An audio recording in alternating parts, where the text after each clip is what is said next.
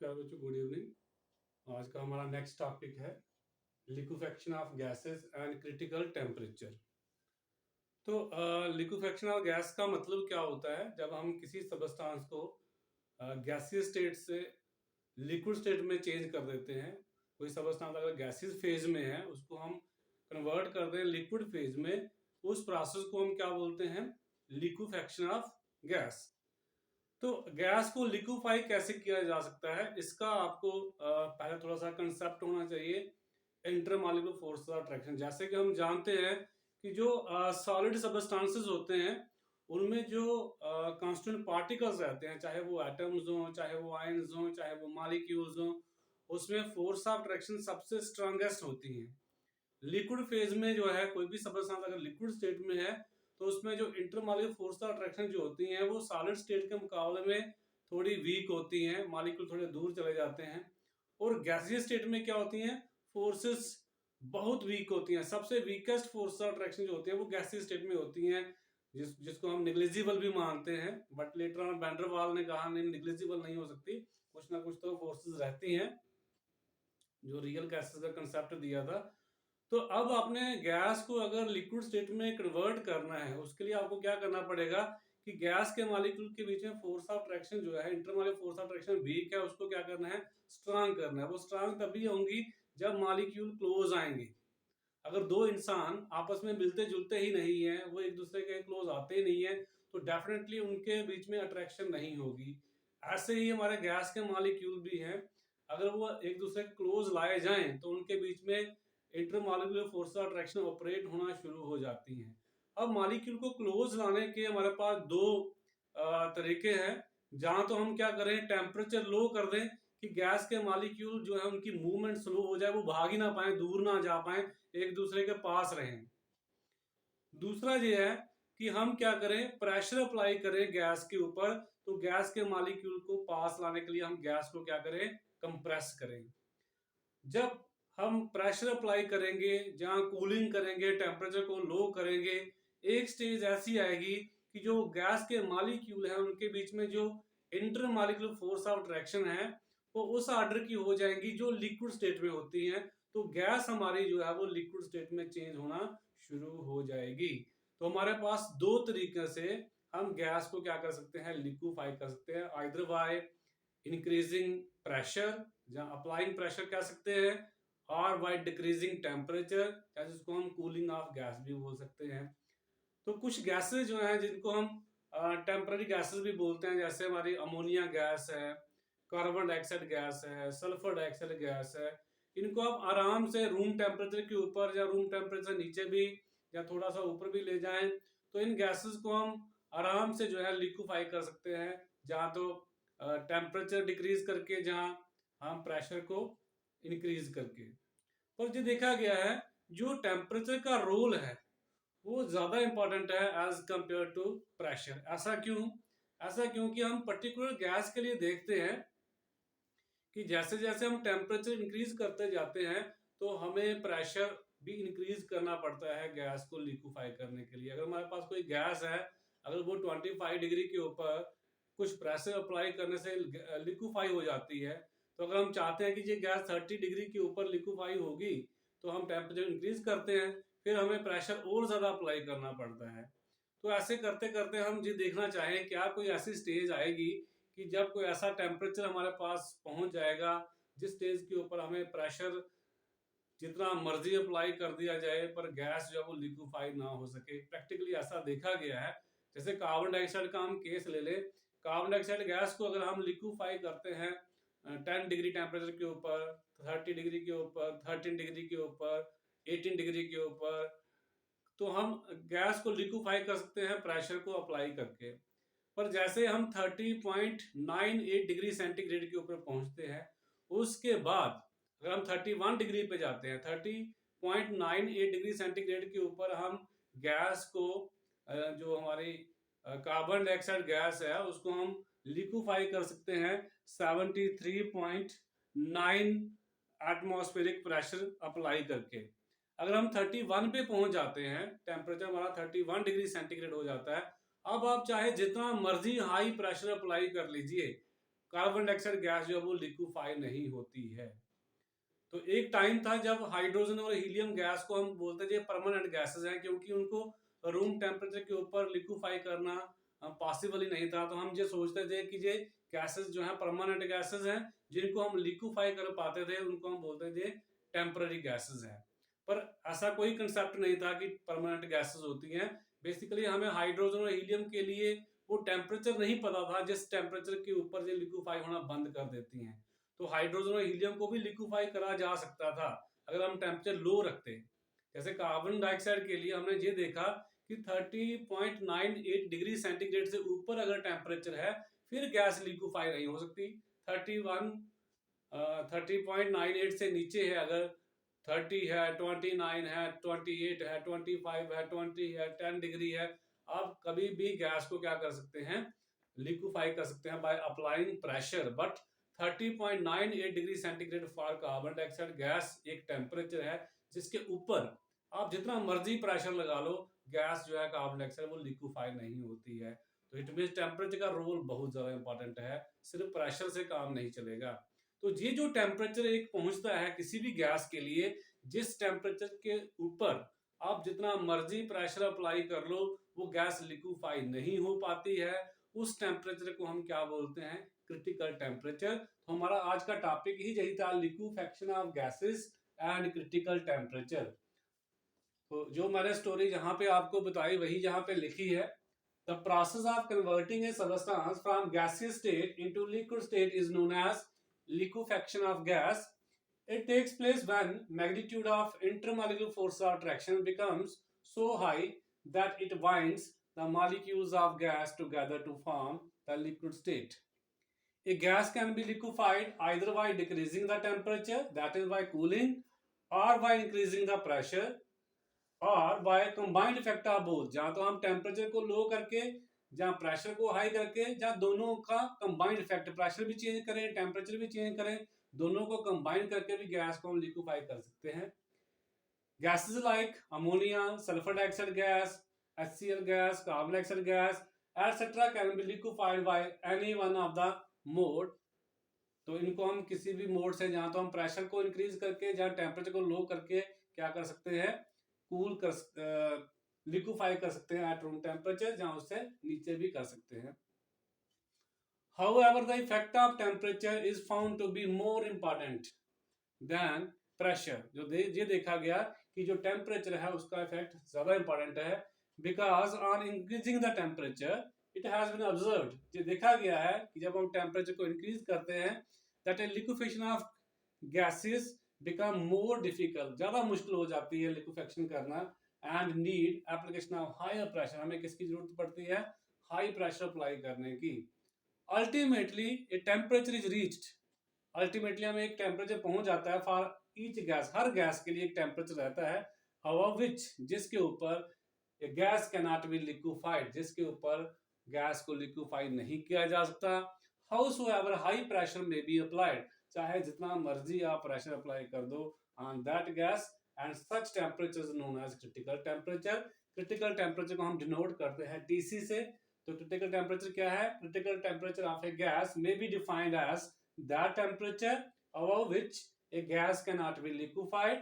हाउसोएवर high pressure, यहाँ पे high नहीं लिखा है, इसको लिख लीजिए, however high pressure may be applied on the gas, for example critical temperature of carbon dioxide gas, या for carbon dioxide gas कितना है 30.9 डिग्री सेंटीग्रेड। तो यहाँ से ये एलोन टेम्परेचर को हटा दीजिए, ये ठीक है। Gases like ammonia, sulphur dioxide, carbon etcetera can be liquefied by any one of the mode either bye cooling और बाय अप्लाइंग प्रेशर। जहाँ तो हम कूल करके, जहाँ प्रेशर को अप्लाई करके कर सकते हैं। आगे जाके हमें पता चला है कि एक टेम्परेचर रहता है गैस के लिए जिसके ऊपर गैस लिक्विफाई नहीं होती है, चाहे आप जितना मर्जी हाई प्रेशर अप्लाई कर दो, उस टेम्परेचर को हम क्या बोलते हैं, क्रिटिकल टेम्परेचर। उस समय जो प्रेशर अप्लाई करना पड़ता है गैस को लिक्विफाई करने के लिए, उसको हम क्या बोलते हैं, क्रिटिकल प्रेशर। और क्रिटिकल प्रेशर कार्बन डाइऑक्साइड के लिए कितना है 73.9 एटमॉस्फेयर। उस समय जो गैस की वॉल्यूम रहती है उसको हम क्या बोलते हैं, क्रिटिकल वॉल्यूम।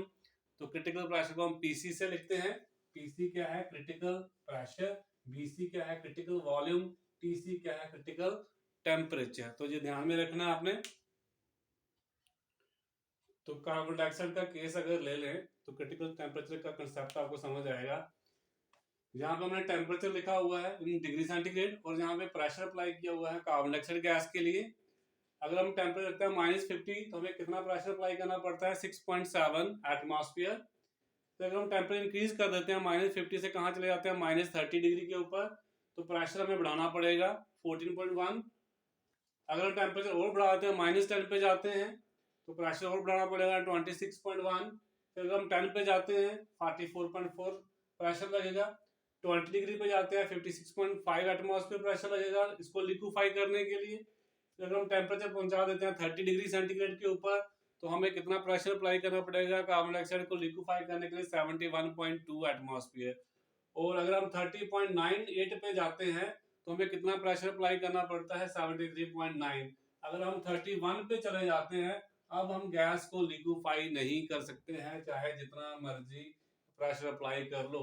तो इसके बाद गैस लिक्विफाई नहीं हो पा रही है, इसको हम क्या बोलेंगे? Critical temperature. तो कार्बन डाइऑक्साइड का क्रिटिकल टेम्परेचर कितना है? 30.98 डिग्री सेंटीग्रेड। ये आपको याद रखना है, पेपर में पूछ भी सकते हैं, ऑब्जेक्टिव टाइप भी आ सकता है, फिल इन द ब्लैंक्स भी आ सकता है। तो क्रिटिकल प्रेशर कितना है इसका? 73.9 एटमॉस्फेयर। और उस समय जो गैस की वॉल्यूम होती है eight critical temperature and critical pressure, उसको हम बोलते हैं क्रिटिकल वॉल्यूम। और ये कितना है? 95.6 क्यूबिक सेंटीमीटर पर मोल। तो आपने क्या बोलना है? कोई आपको पूछे क्रिटिकल प्रेशर क्या होता है, तो आपने बोलना है pressure applied at critical temperature to liquefy the gas is known as critical pressure, and the volume occupied by the gas at critical temperature and critical pressure is known as critical volume। तो जी आपने लिख लेनी है carbon dioxide के लिए। तो next आपको कभी कभी ये पूछ सकते हैं इंपॉर्टेंस ऑफ क्रिटिकल टेम्परेचर क्या है। तो अगर आपके पास दो गैसेस है, सपोज कर लीजिए एक गैस जो है उसका क्रिटिकल टेम्परेचर सपोज कर लीजिए 35 है, दूसरी गैस है उसका क्रिटिकल टेम्परेचर 40 है। तो 35 वाली जो है जो गैस है वो 35 से ऊपर जाके लिक्विफाई नहीं हो सकती है, बट दूसरी गैस जो है वो 35 पे भी हो सकती है, 36 पे भी हो सकती है, 37 पे भी हो सकती है, 38 पे भी हो सकती है, 39 पे भी हो सकती है, 40 डिग्री के ऊपर भी हो सकती है। 40 से ऊपर वो जाकर लिक्विफाई नहीं होगी।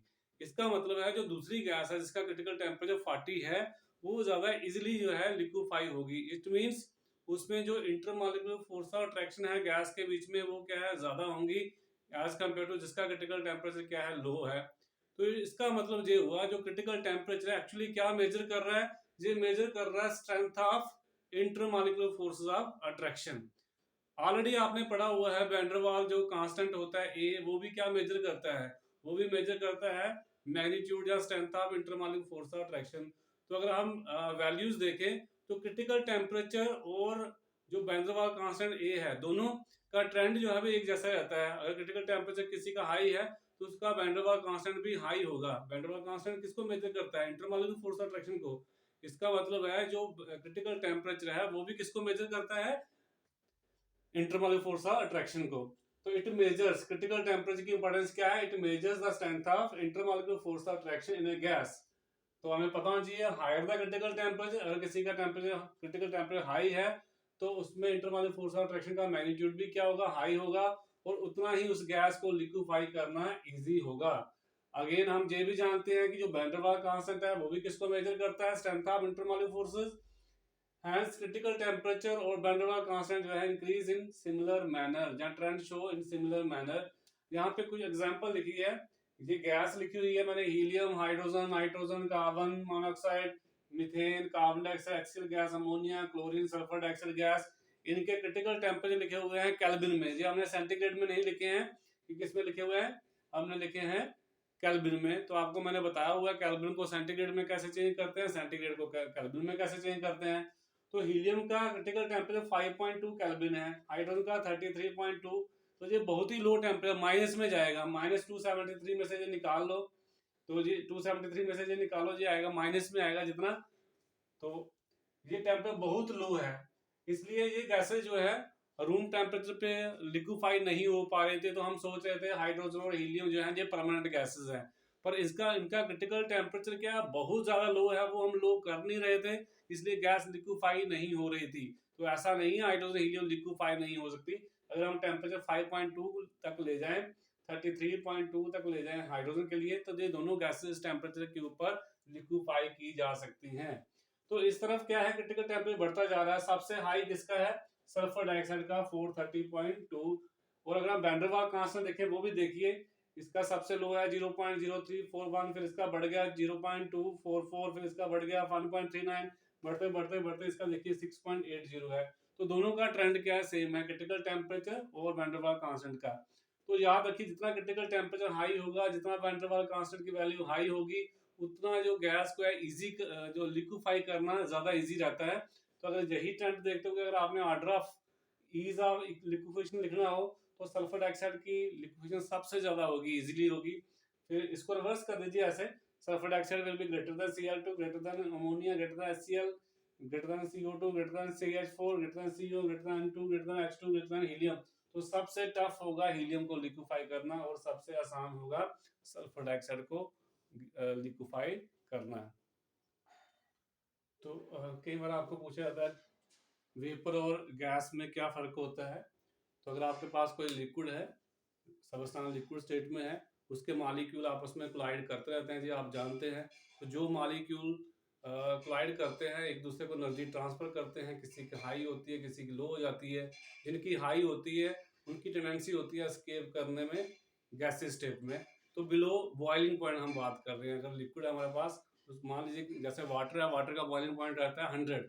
तो 100 से नीचे अगर आप टेम्परेचर रखते हो, अगर किसी बर्तन में आप पानी डाल रखते हो, आपको पता है 3-4 दिन के बाद अगर आप देखोगे वो बर्तन खाली हो जाएगा, तो पानी कहाँ चला गया, वो किसमें चला जाता है, गैसीय स्टेट में, बट बिलो बॉइलिंग पॉइंट। तो जब ऐसी सिचुएशन हो कि जो मॉलिक्यूल एस्केप कर रहे हैं लिक्विड स्टेट से, किसमें जा रहे हैं, गैसीय स्टेट में जा रहे हैं, बट बिलो बॉइलिंग पॉइंट, उसको हम वेपर बोलते हैं। बट जब पानी को हम बॉयल करेंगे 100 डिग्री से ऊपर, फिर भी वो गैसीय स्टेट में जाएगा, उसको हम गैस बोलते हैं। तो अगर कोई चीज एस्केप करती है गैसीय फेज में बिलो बॉइलिंग पॉइंट, उसको बोलते हैं वेपर। और वह बॉइलिंग पॉइंट या एट बॉइलिंग पॉइंट, उसको हम क्या बोलते हैं, गैस। यही बात आप in terms of critical pressure, critical temperature भी बात कर सकते हो। आप जानते हैं किसी भी गैस को क्रिटिकल टेम्परेचर से नीचे हम लिक्विफाई कर सकते हैं, उससे ऊपर नहीं कर सकते हैं। तो अगर कोई सबस्टांस को हम वेपर कहेंगे या गैस कहेंगे, ये डिपेंड करेगा क्रिटिकल टेम्परेचर के ऊपर। तो below critical temperature, below critical temperature नीचे जो सबस्टांस है उसको हम क्या कहेंगे, वेपर। और अबव क्रिटिकल टेम्परेचर जो है उसको हम क्या बोलते हैं, गैस बोलते हैं। तो ये डिफरेंस भी आपको पता होना चाहिए। इस चैप्टर में इतना ही था, हमने गैसीय स्टेट लिक्विड स्टेट दोनों खत्म कर दिए। तो इसमें एनसीईआरटी की जितनी भी एक्सरसाइज है वो आपने करनी है खुद। वहाँ पे कहीं पर भी आपको दिक्कत आती है तो आपने मेरे साथ शेयर जरूर करना है। और इसी के साथ ये चैप्टर कंप्लीट हुआ। अब इसका हम बहुत ही जल्द इसका आपका टेस्ट लेंगे, क्लास टेस्ट, ताकि पता चल सके आप कितनी तैयारी कर रहे हैं। तो इसको लर्न कीजिए। तो जो नेक्स्ट हमारा आने वाला मंडे है, हम इसका टेस्ट रखेंगे।